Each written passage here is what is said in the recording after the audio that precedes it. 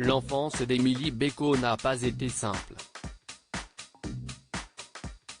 Née en 1972 du mariage de Gilbert Bécaud et de sa deuxième épouse, le mannequin Catherine Lissin. John, le quatrième enfant du chanteur, a beaucoup souffert de sa notoriété.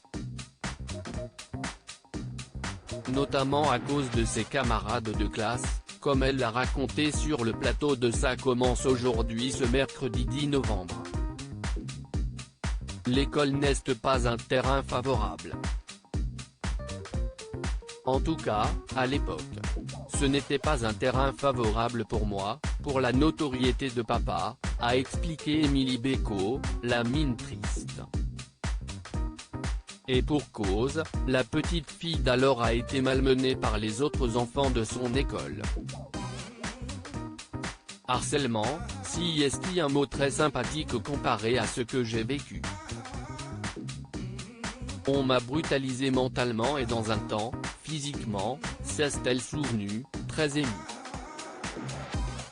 Émilie Béco a pourtant préféré vivre ce traumatisme seule, sans en parler à ses parents de peur de les inquiéter.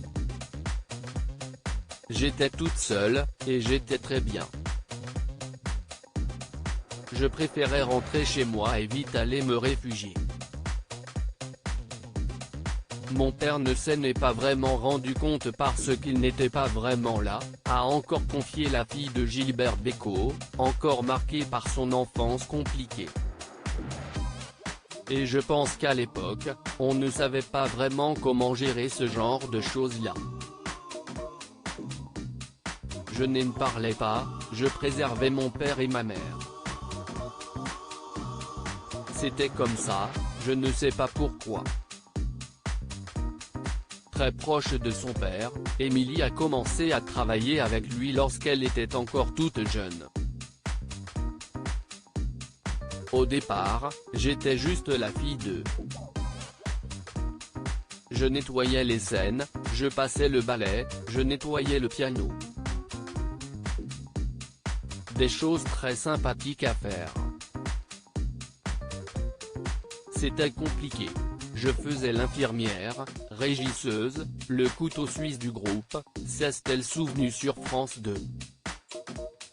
Émilie Béco a chanté avec son père. Émilie Béco a aussi partagé plusieurs titres avec Gilbert, notamment La fille au tableau. Un beau souvenir pour elle, qui ne s'entendait pas à chanter avec la star. On était dans un studio d'enregistrement et il y avait un casting avec 3 jeunes filles. Moi je suis arrivé pour faire la maquette et je pense qu'il avait truqué le casting. Qu'il voulait prendre ma version, s'est-elle remémorée avec amusement sur le plateau de Ça commence aujourd'hui.